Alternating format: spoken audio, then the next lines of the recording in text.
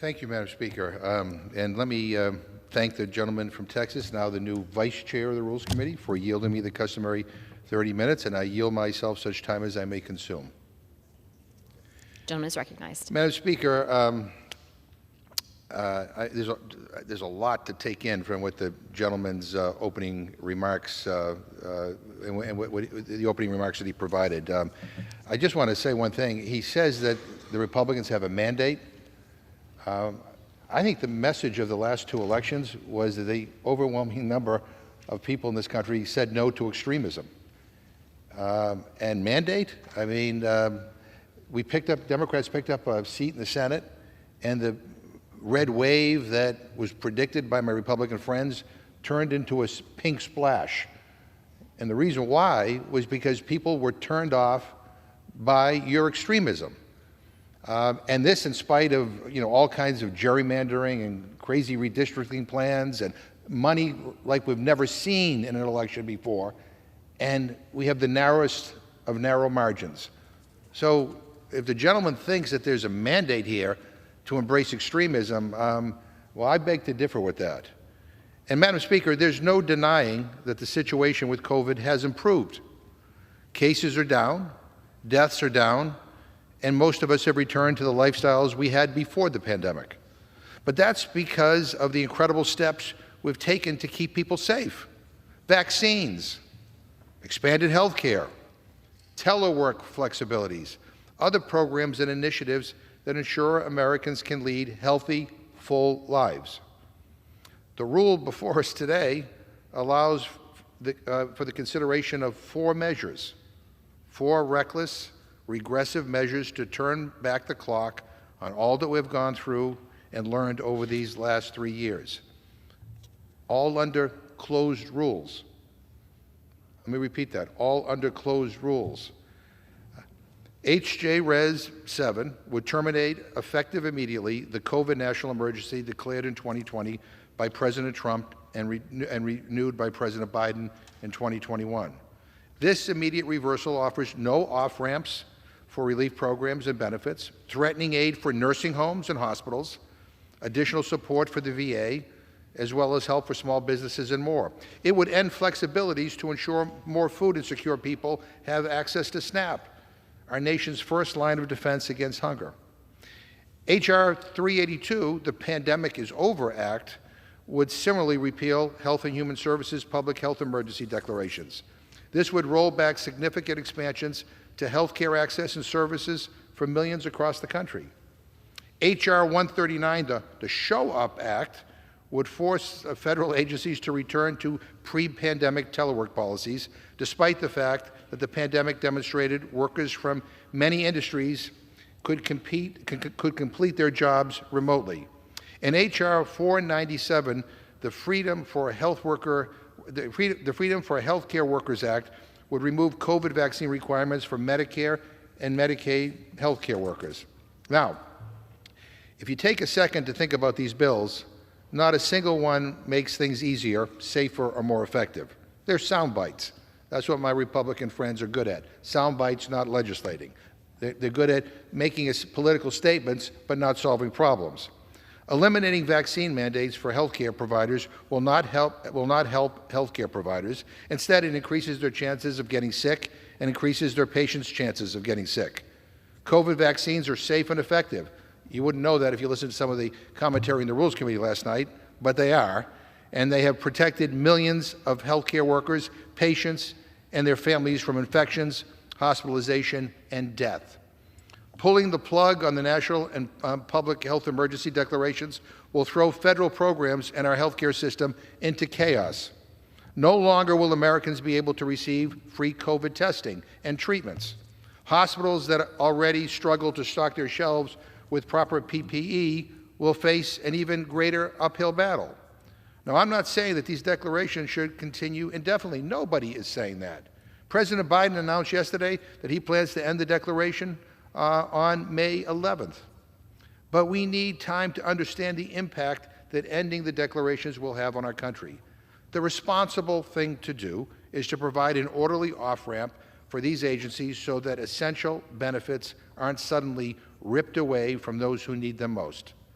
and essentially getting rid of telework for federal agencies when it has allowed our nation and government to function through this historic pandemic is nonsense. Studies have shown that telework has been largely beneficial, resulting in increased productivity, reduced absences, reduced turnover, and reduced office costs. If corporate America has chosen to harness the net positive effects of teleworking, government agencies should too. Now, I'm going to add that my Republican friends who are screaming against telework and provisions, I want to just point out for the record, Madam Speaker, that Republicans voted by proxy more than 14,500 times in the last Congress. Let me repeat that. Republicans voted by proxy, that means they were operating remotely, more than 14,500 times in the last Congress. It was kind of comical last night. My friend from Texas in the Rules Committee last night said that people were voting, the Republicans were voting by proxy because they felt Democrats pressured them. The Democrats made them do that. Really? I mean, I've heard a lot of crazy things in my life, but I've never heard that used as an excuse. But I mean, give me a break. I find it outrageous that some members are so worried about government workers getting their work done from home while they themselves took advantage of proxy voting over the last 3 years. Guess what? Proxy voting is called telework. And my friends are okay with telework for themselves, but when it comes to federal workers, no, they're not okay. I guess for House Republicans, it's do as I say and not as I do. You know, we had the chair of the Oversight Committee testify, very passionately, against telework last night. And he voted by proxy, get this, 83 times. 83 times. I mean, you can't make this stuff up. We all know that COVID has moved into a new phase. And thanks to the use of safe, effective vaccines and other prevention tools, we're moving forward and we're learning to live with it. But let's not forget that over 1 million of our fellow Americans have died from it. And we should not ignore the fact that COVID continues to spread and mutate. It still poses a danger to people. It's clear that House Republicans just want to pretend that COVID isn't still a problem, that science doesn't exist, and telework doesn't have a place in the 21st century. At the end of the day, these measures were introduced really out of spite. Our colleagues across the aisle are looking to undo everything we did, and even if that means getting rid of important, effective measures that help the American workers, that help American families, and help American patients.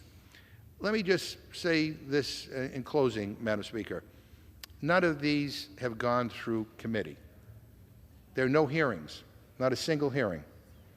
And again, there were lots of questions raised about these bills in the Rules Committee last night, including whether or not Title 42 would be overturned. And the administration has one opinion, and my Republicans have another opinion. I don't know what the truth is, but boy, a hearing would have made a difference. But they couldn't even wait a couple of days to do a hearing. They just want to rush this to the floor because they got to get a press release out. There were not only no markups, no amendments. I mean, we had amendments submitted to the Rules Committee last night, not just by Democrats, but by Republicans. And they said, no, close, no. Can't even have a debate on the floor, can't have an up or down vote. 15 out of the 16 measures that this Congress has considered so far are totally closed. And I'm thinking I need to call the attending physician's office and get a neck brace because I've got whiplash trying to reconcile what my friends said they were going to do and what they're actually doing. I mean, the last time the Republicans controlled Congress, they presided over the most closed Congress in the history of the United States of America. Let me repeat that. The last time they were in control, they presided over the most closed Congress in the history of our country. And they're on track to try to beat their own record.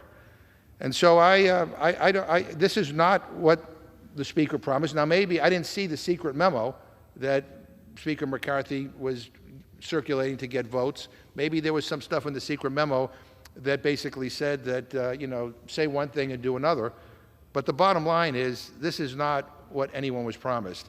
And there's absolutely no reason that we couldn't have waited a few days to do hearings on this stuff so we could decide whether or not any of these measures were the responsible thing to do, or whether or not there were some additions that we could have made to these measures to make them responsible.